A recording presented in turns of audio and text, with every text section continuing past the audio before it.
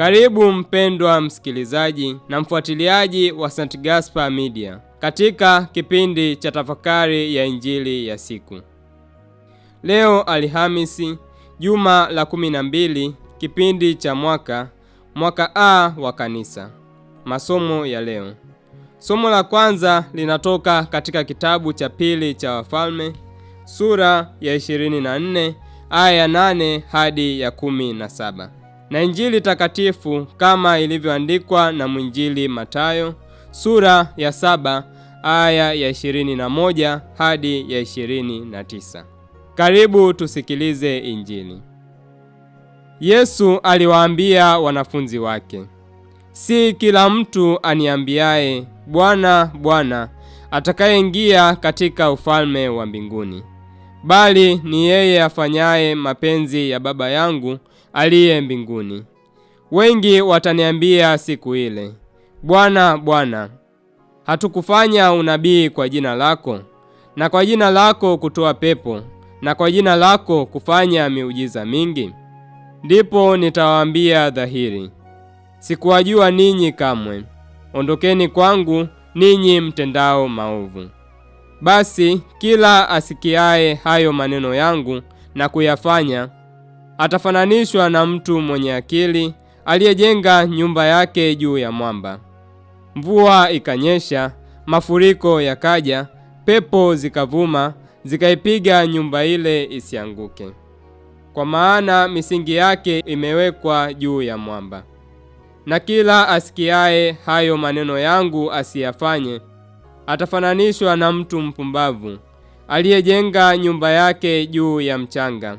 Mvua ikanyesha, mafuriko yakaja, pepo zikavuma, zikaipiga nyumba ile ikaanguka, nalo anguko lake likawa kubwa.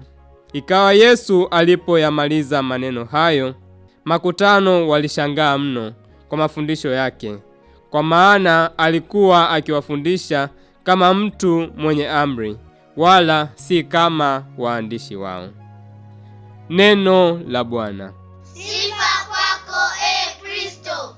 Katika kitabu cha Injili ilivyoandikwa na Mathayo, kuanzia sura ya 5 hadi ya 7, tunasikia juu ya mahubiri ya mlimani yaliyokuwa yakitolewa na Yesu Kristo, ambamo ndani yake alifundisha kuhusu heri 8, upendo kwa adui, sala, kufunga na juu ya kutafuta ufalme wa mbinguni. Injili ya leo kwa maana ya Injili ya Mathayo sura ya 7 aya ya 21 hadi ya 29 ni mwisho wa mahubiri hayo ya Kristo, ambayo ni muhtasari wa maisha ya Kikristo. Katika mwanzo wa Injili hii kwa maana ya Mathayo sura ya 7 aya ya 21 tunasoma, si kila mtu aniambiaye Bwana, Bwana, atakayeingia katika ufalme wa mbinguni, bali ni yeye afanyaye mapenzi ya Baba yangu aliye mbinguni. Maneno hayo ya Kristo yanaweza kuonekana kana kwamba ni kinyume cha kanuni yetu ya Kikristo, kwa sababu mara nyingi tunafikiri kwamba kuwa Mkristo ni kujua sala nyingi, kuhudhuria misa na kuvaa visakramenti kama rozari. Mambo haya yote ni muhimu katika imani ya Kikristo, lakini Yesu anatukumbusha kwamba Mungu haangalii maneno yetu pekee, bali anaangalia maisha yetu. Kristo ni mfano kamili wa maisha ya Kikristo, kwani alifanya mapenzi ya Baba hadi mwisho kwa kumwaga damu yake azizi msalabani. Kila tone la damu yake azizi lililomwagika linaonyesha utiifu wake, upendo wake na sadaka yake kwa ajili ya wokovu wetu. Katika Injili tunasikia juu ya watu ambao baada ya kuhukumiwa kwenda motoni wanajitetea kwa kusema kuwa walitumia jina la Yesu kufanya miujiza, lakini Kristo anawakana. Mtu anaweza kutumia maisha yake yote ndani ya mazingira ya kanisa, lakini bado moyo wake ukawa mbali na Mungu. Tunajifunza kwamba Ukristo si swala tu la maneno, bali ni swala la matendo. Yesu hatutaki tu tumjue kwa akili zetu. Anataka tumjue kwa moyo na maisha yetu. Kila tunapotazama msalaba, tuone kwamba Yesu hakusema tu kama anatupenda. Aliuthibitisha upendo wake kwa damu yake azizi iliyomwagika msalabani kusudi tukombolewe. Baada ya Kristo kutuonya kuhusu maisha ya Kikristo, Yesu anatoa mfano wa mtu mwenye hekima na mtu mpumbavu, ambapo mtu mwenye hekima anajenga nyumba yake juu ya mwamba. Kwa imani ya kanisa, mwamba huo ni Kristo mwenyewe. Kristo hakuwa tu mwalimu, yeye ni Mwokozi aliyetukomboa kupitia msalaba wake mtakatifu. Kwa hiyo tunaweza kusema kwamba msingi wa maisha ya Mkristo si tu mafundisho ya Yesu, bali pia sadaka yake msalabani.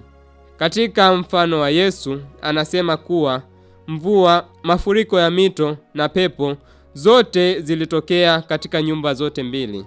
Hivyo tunajifunza kuwa kumfuata Kristo hakutuondolei majaribu ya maisha, kwani hata Kristo mwenyewe aliye mfano wetu alipitia mateso makali. Nyumba ya pili ilijengwa juu ya mchanga. Mchanga ni mfano wa kila kitu kisicho na msingi wa milele. Kila adhimisho la misa takatifu ni mwaliko wa kurudi kwenye mwamba Yesu Kristo. Tunapoikaribia altare, tunakutana na Yesu aliyetoa mwili wake na kumwaga damu yake azizi kwa ajili yetu.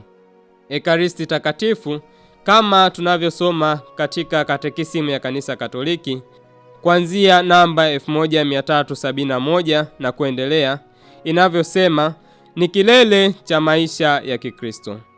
Ndani yake tunapata nguvu ya kusimama wakati wa dhoruba. Tunapata neema ya kusamehe, neema ya kubadilika na neema ya kuanza upya maisha ya Kikristo kwa kufuata mfano wa Yesu Kristo msalabani. Basi leo tumombe Mungu neema atujalie ili maisha yetu yaongozwe kwa damu azizi ya Yesu Kristo. Na kushukuru kwa kutafakari pamoja nami injili ya leo. Niliyekuletea tafakari hii ni mimi Frateri Felgismi Agustini Olomi wa shirika la wamisionari wa damu takatifu ya Yesu kutoka seminari kuu ya Mtakatifu Gaspari del Bufalo, Kola, Morogoro. Itukuzwe damu ya Kristo.